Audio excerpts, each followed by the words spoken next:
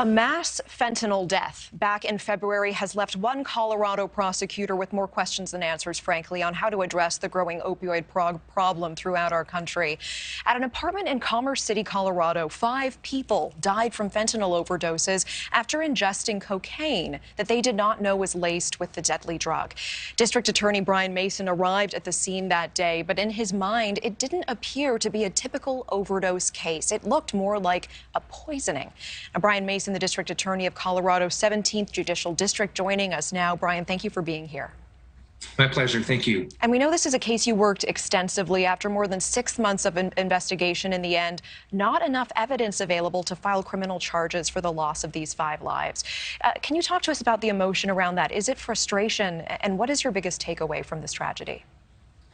This was an enormous case. And like you indicated in the remarks you just made, when I saw those 5 bodies in the apartment that night, it looked like a mass homicide scene. And so it was my goal and the goal of all of our collaborators to try to solve the case. And this was a massive investigation. It included both state, local, and federal partners, the U.S. Attorney's Office, the DEA, the Commerce City Police Department, of course, my office, and we looked under every stone and put together all the evidence that we possibly could. And in the end, we just couldn't file a case. I appreciate you describing what must have been a very difficult scene. Can you help explain to us, what does that mean, that it looked more like a homicide?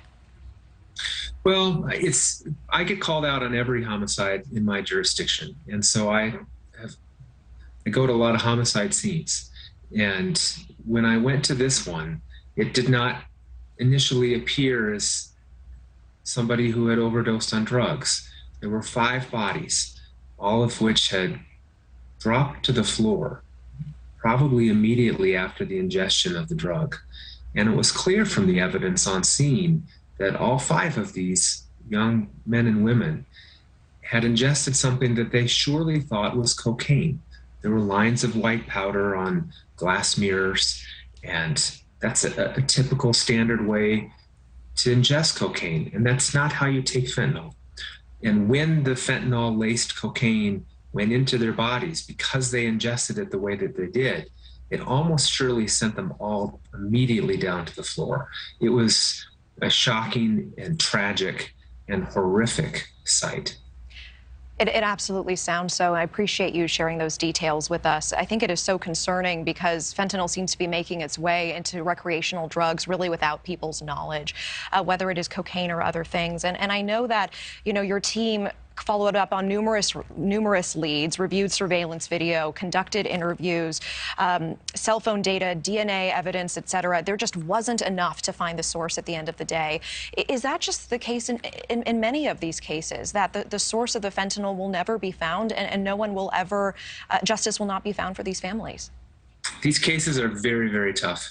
In order for me to have brought a charge, I needed to identify the person who sold the drugs, that was laced with the fentanyl, that was purchased by the victims, that actually killed these 5 individuals.